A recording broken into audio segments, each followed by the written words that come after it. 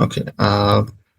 We so far we have seen basics of Python, how to write basic code in Python. We have seen threads and process, and most of the times our server programs will run in threads. Any request that comes to the server will spawn a new thread and run the application logic in that thread. But that is all abstracted away by the frameworks that we use. So, so for us to experiment with the REST APIs, we already know that REST has equivalents for CRUD operations. So a brief introduction of CRUD and verbs like get, post, put, delete, options, head. All these have been discussed already. So today we are going to implement these verbs in a simple framework called Fast API. So let's try to use that Fast API. Let me install Fast API. So this is a simple framework. So compared to Django, Fast API is a lightweight API which only gives API functionality, whereas Django is a full stack framework. It allows us to have templates, rendering, UI logic, and database integration and everything. Fast API only gives the bare minimum functionality required for implementing REST APIs. It doesn't give any ORMs like Django does. So first let's explore Fast API, then we will dig into Django and implement full stack applications on Django. For now, I have installed Fast API here. Let's create a new program called server.py. So if I installed it correctly, Fast API should come in the terminal. So it's use Fast API.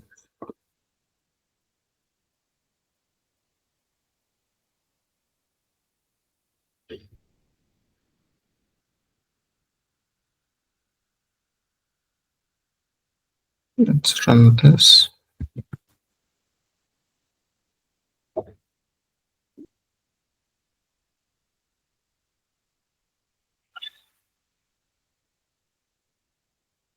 So all the dependent packages, it did not install if I used just the Fast API. If I use standard, it's going to install all dependencies. It depends on the package which we are using. Okay, Fast API is now available as a command line utility. So now let's try creating a new program. So from Fast API, import Fast API. Just like Express, we will just import Fast API and we can initialize an application with Fast API like this. And let's run this application. This just initialized an application. It doesn't serve any URLs or any requests as of now. Let's try running this server if it works. Fast API run server.py. This is a production server. It runs in production mode. So we can reach to this server with 8000 port on the local host. Let me open a new tab and present.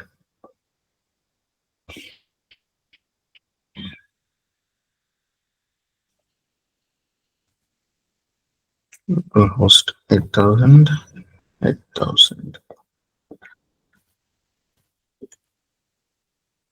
So no APIs have been served so far. Its server is running. So also one more thing I get by default with Fast API is the documentation for the APIs that we write.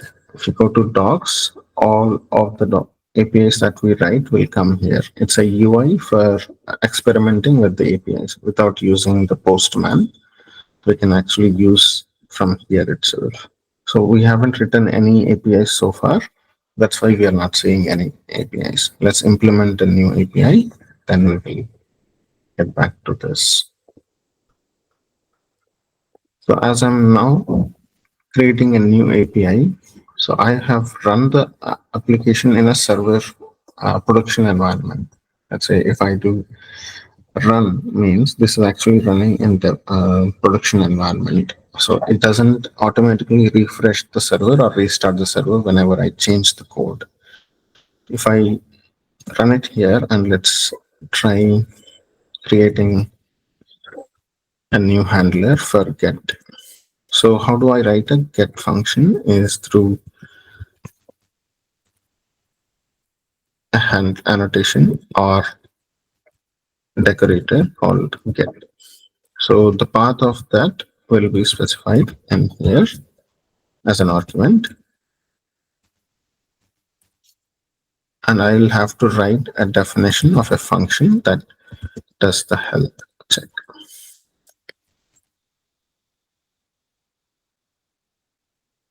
The decorators, we have already discussed about how these decorators work. And this is a built-in decorator that allows us to serve HTTP GET requests on this particular path. So whenever somebody requests /health path from the browser, we'll have to return something. So I'm giving some none here, nothing, empty. Let's try accessing the server, but it did not restart. So if you see here, the server did not restart. If I go access the server URL now, it doesn't have that because we haven't restarted the server. Not found. So it's a default error that is giving that the fast API is giving. It's not able to find that path because we haven't restarted after changing the code. Let's restart the server, or there is one better way to do it. If I'm in the development mode, I can run the dev server so that every time I change the code, it will automatically restart the server. Let's cancel this process. Let's run the fast API server in dev mode. We can run the dev server with dev like this. So now let's go back to the browser.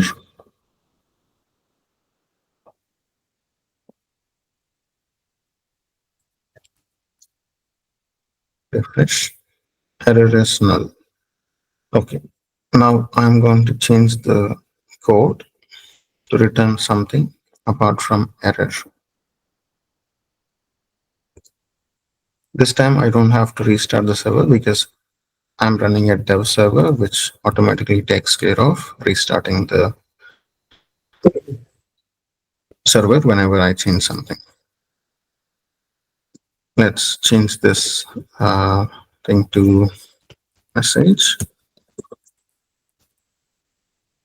I'm up and running.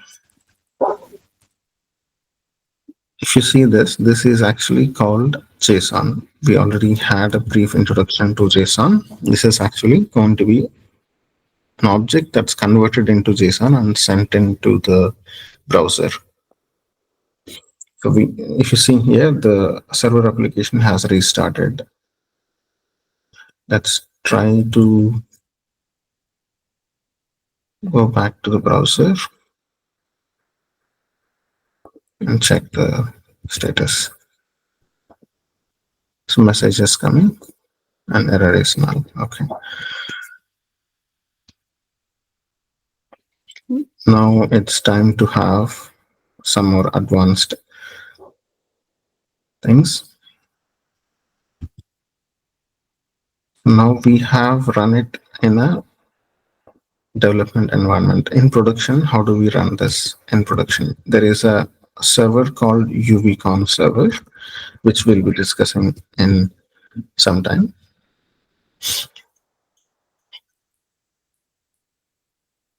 Let's have some APIs that are asynchronous. Let's say this is actually a synchronous process. If there is some operation that reads files or writes into some files, and we would have to do some complex operations. Let's say if a server is required to do some complex operations, it requires time, right?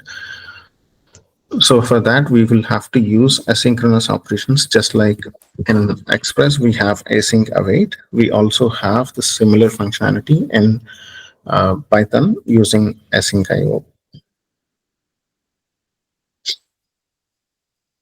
Let's use those async IO functionality.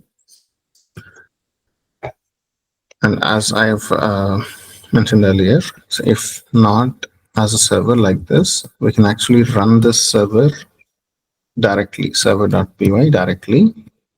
If I have some code, a metadata code, if I write here, just like we had earlier, if the name is equal to main, I can actually load a server component. Basically, what fast API terminal command is doing, what this is doing is it's starting a unicorn server, UVCon server. UVCon is a package or a server, HTTP server implemented in Python. So same thing, we can import and use it directly. Instead of relying on fast API's CLI, we can import UVCon and start the server ourselves directly by executing server.py. Here UVCon dot run the application. This way, we don't have to use fast API utility or CLI. We can directly execute server.py.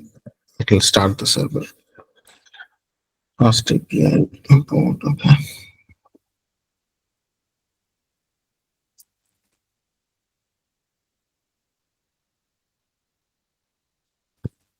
It's unable to find the path. Let's not have this. We'll revisit this in some time. So now it's time to go back to the async IO. How do we handle, let's say I have a large program or complex set of instructions that takes time to calculate. How do I handle that kind of scenario?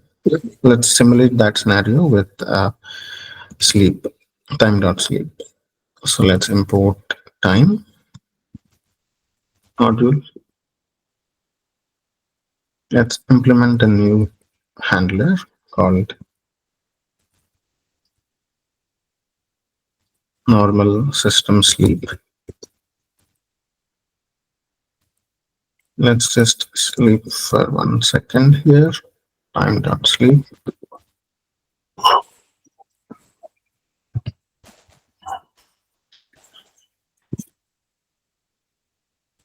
Return error as none. Let's handle this with app.get sleep system.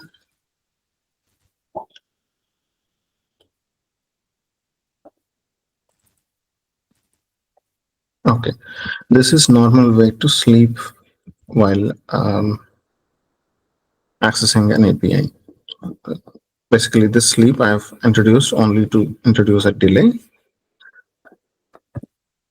Apart from this, we can also implement the same logic with an asynchronous mode. That is through declaring this function as asynchronous. System sleep, if I am going here, instead of system sleep, if I do time.sleep here, basically what it does,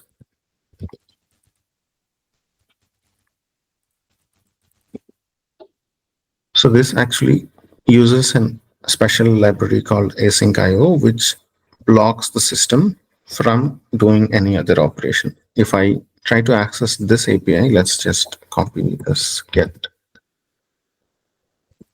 decorator to use async system. If I access this API now, this will sleep for 1 second. Let's add it. and all the threads will be blocked. If I am using asynchronous handler before, this will block all the system activity on this particular endpoint. If anybody accessing 100 times the same API will be waiting for the API to complete, for the first process to complete. So after the first process is completed, then the next thing will get served. It's like serializing the threads. So when we did not use threads, it was serializing every time, right? Every request was executing one by one. So that is what this will achieve. And if I do the same thing, just a little bit different,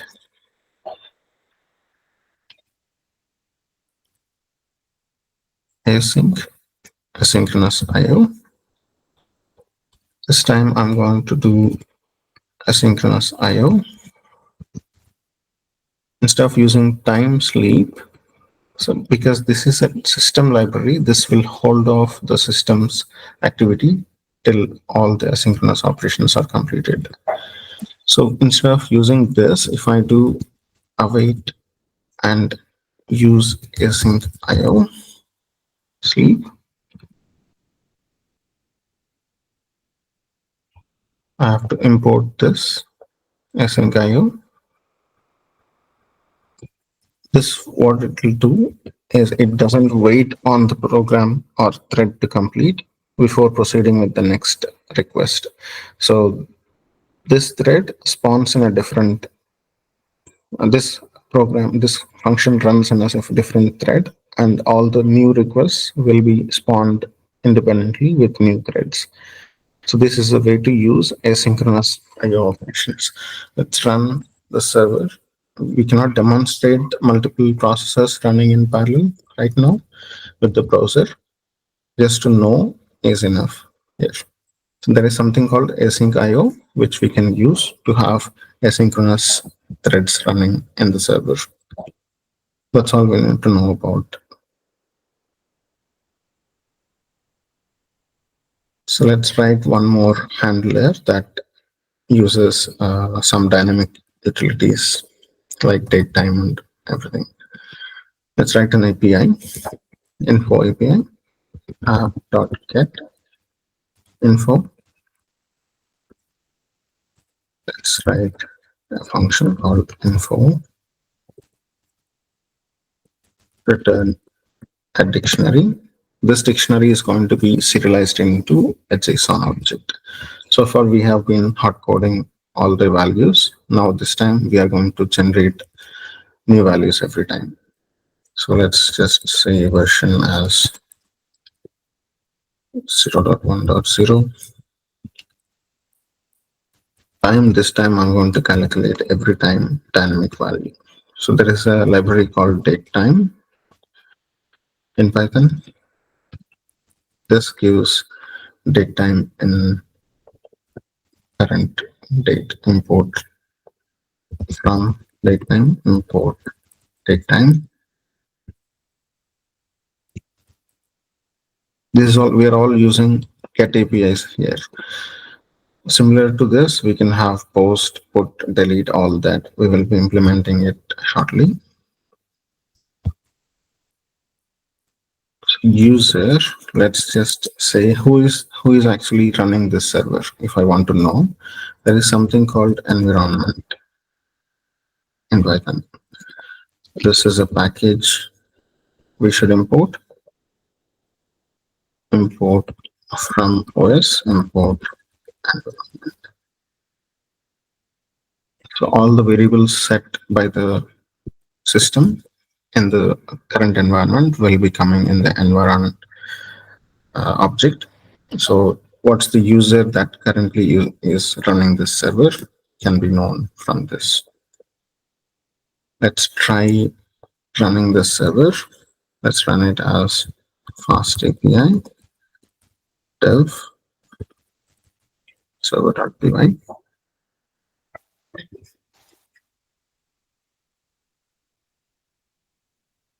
Let's go to the browser.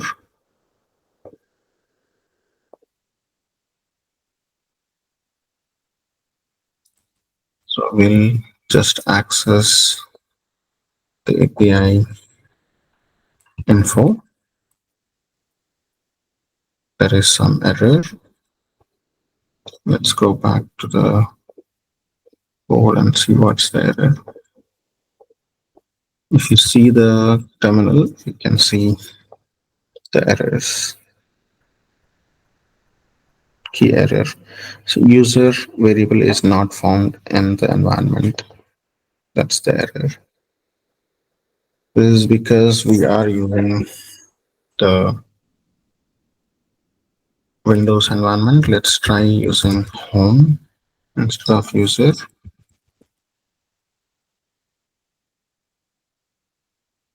Sorry, home. Let's see if this is going to work.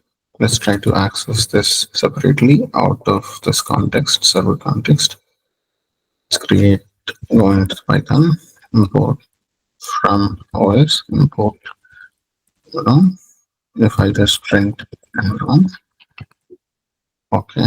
Now I have home. Let's try. Home is also not found. So what is available?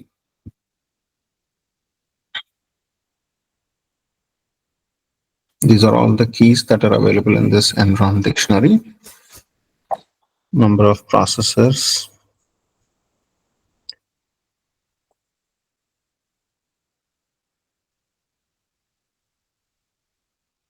If I'm executing the same program in Linux, it would work because home and user will be defined. But in Windows, we have to use something else. Home path. Let's use home path.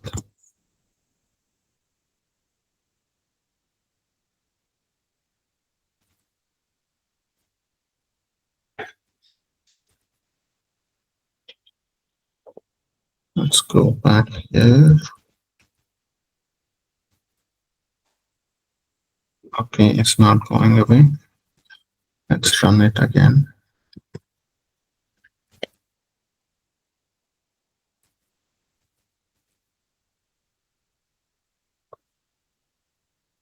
I have to kill this process with task manager. Let me do that.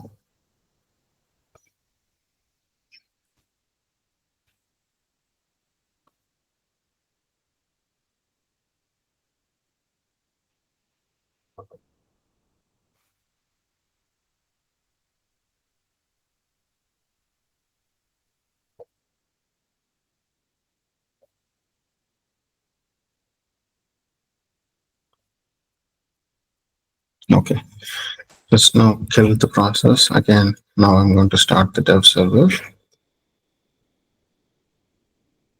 Let's go to the browser.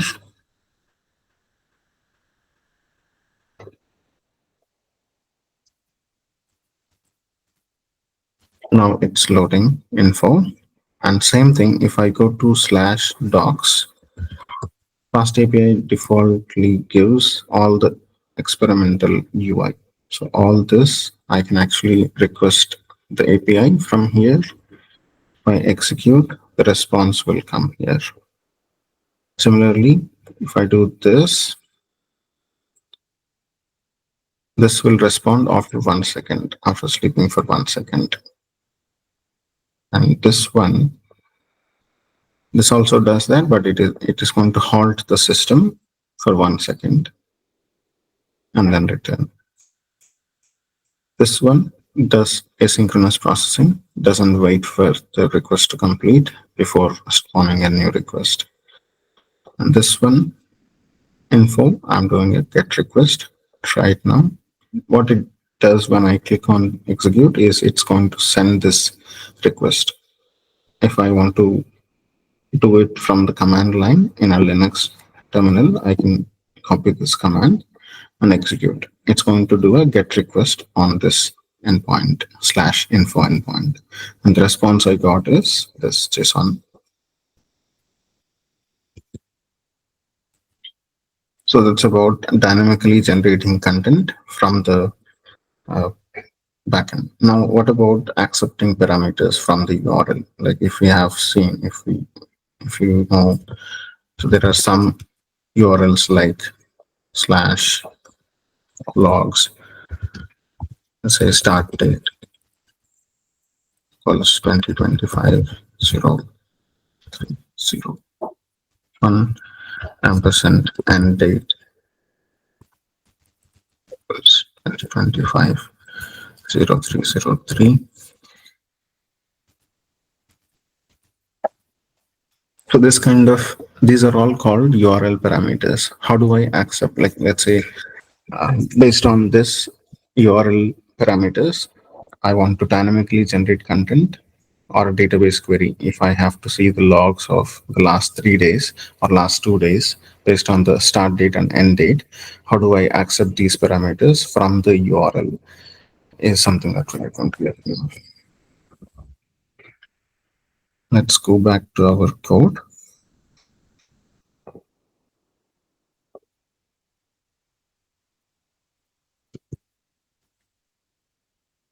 Let's write some handler called logs handler. Similar to this above thing, we are going to have this decorator for logs.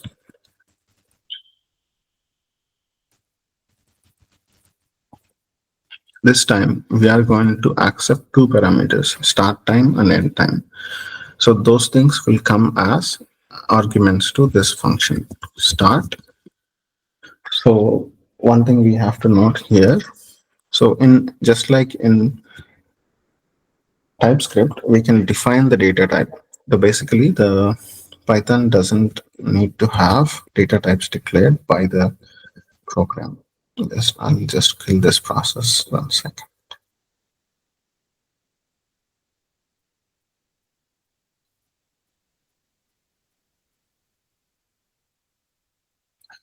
So Python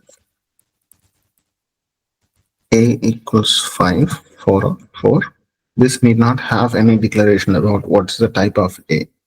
So we can also define it and not define it. Both ways is allowed. So if I say a colon int 4, this is allowed. This is also allowed, but it's only a hint to the linting program. Linting means it's actually validating whether I'm writing correct code, syntax is correct, all data types are correct or not. ESLint is one such utility, but that will check while you are writing the code, it will check if you have written code correctly. So syntax errors and all will be handled.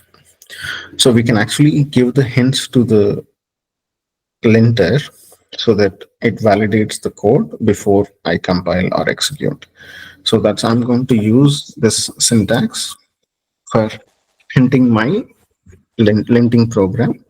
So this start is going to be, this need not be required, need not be, it's not compulsory for the Python to have these annotations, but it doesn't harm adding it. So this start is going to be a datetime object. So Fast API has a built-in functionality to convert strings into datetime objects. Based on the data that we send in the URL parameters, it will automatically convert into UTC datetime. So start is a datetime and end is also a datetime. These are the parameters that is passed from the URL parameters. And let's have one more thing called level. It's a string. A default one, I will default it to none.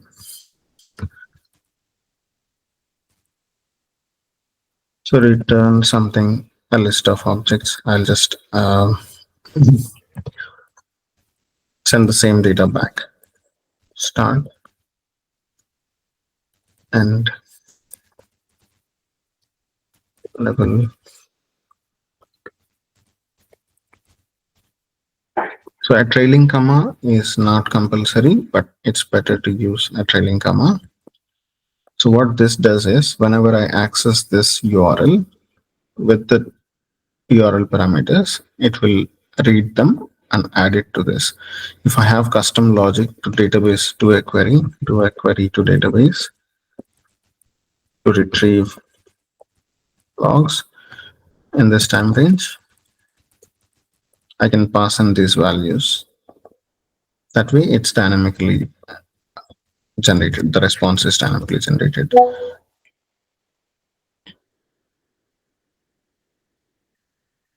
So let's try accessing this API now with our browser.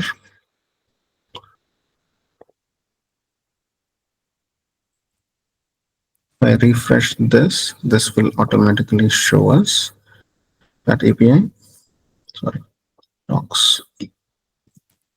I have to start the server. Just give me a minute. Fast API dev server.py. Reload. If you see logs, it accepts three parameters. Two are compulsory, start and end, and level is string. So these two came compulsory because we haven't mentioned any defaults to these two arguments. If I go access this, I can do it like this: info/info start equal, sorry, question mark start equals 2025-0301 ampersand and equals 2025-0303 ampersand level info. If I do this, it's giving the same. Sorry, wait a second.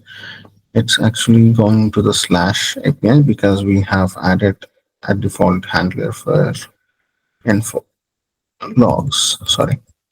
This is going to info. Actually, I need to send it to logs. So now it gives the correct values that I passed here. So same thing I can achieve with this Swagger. This is called Swagger interface. This is a UI to experiment with the values. I can do that with 2025-0301, 2025-03.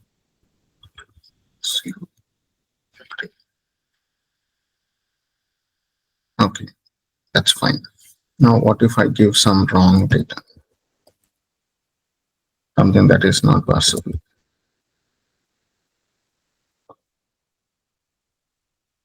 There is a validation by default with this interface. Let's use this here.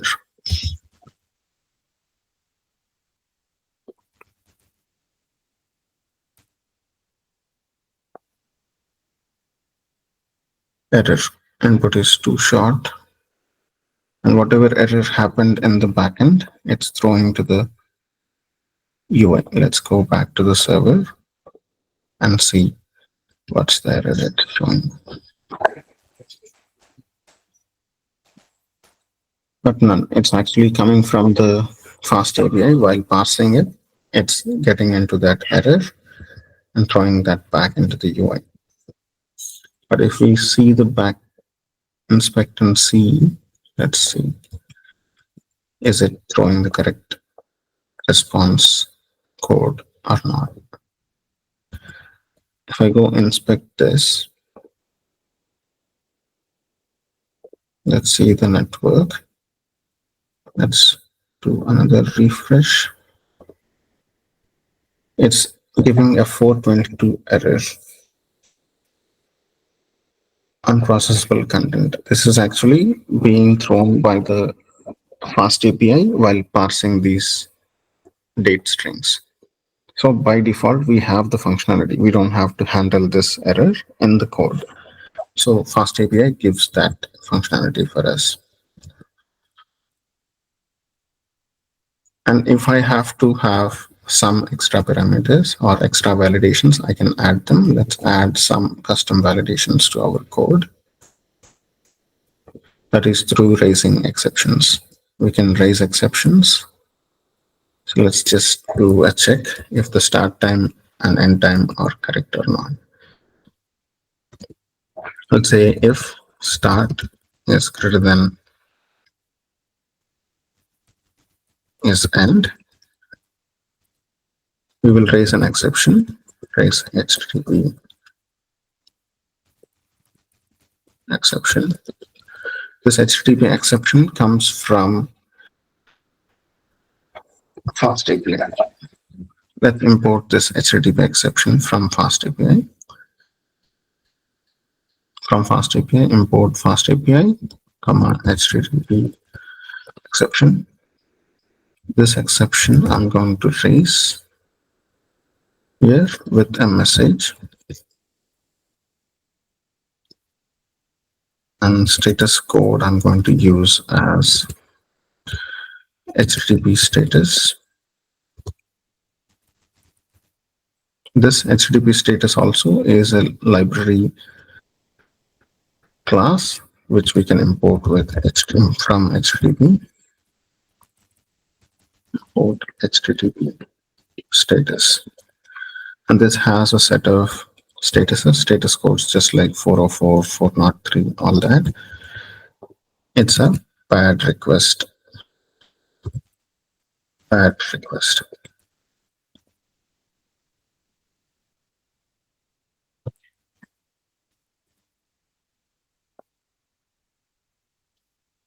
Similar to this, we will have one more error condition.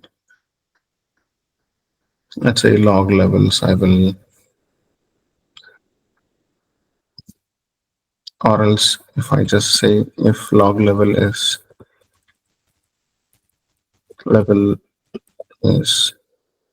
not in info warning errors, raise another exception,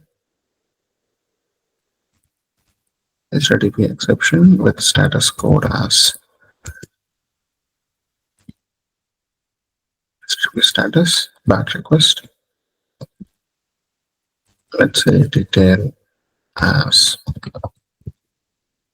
invalid log level. So these are all standard parameters that HTTP exception handles. If you go to fast API documentation, you will find this information, how to use these exceptions and everything. And if,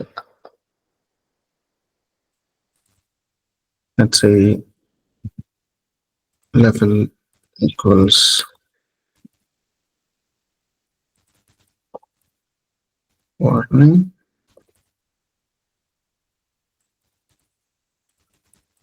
this I'm just raising an exception just to demonstrate the 404 error also. HTTP exception, status code 404. Let's do status not found.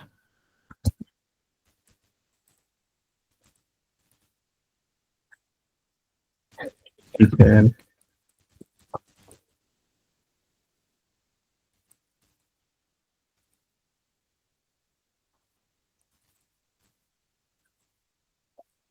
So there are three scenarios we are calling. We have to test if start and end date, if I give the same, it will give me a bad request. And let's have a detail here that says cannot have both start, must be before end. And another one, if I pass a wrong level, it will give an error. And if I pass warning as an info log level, it gives a not found error. Let's try this in the browser.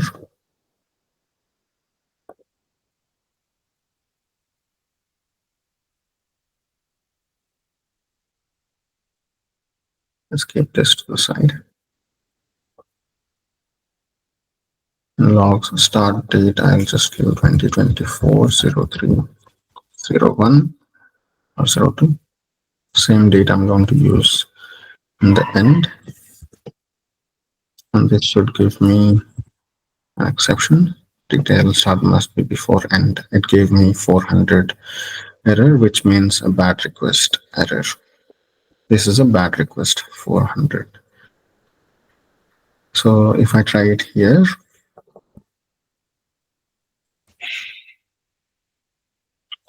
execute, start must be before end, error, bad request. Let's try using a level that is not in that critical value. Let's try this. I'll use a valid number here. Invalid log level. This is also a bad request. Let's try warning. Not found. 404. This is how we raise exceptions from the backend API.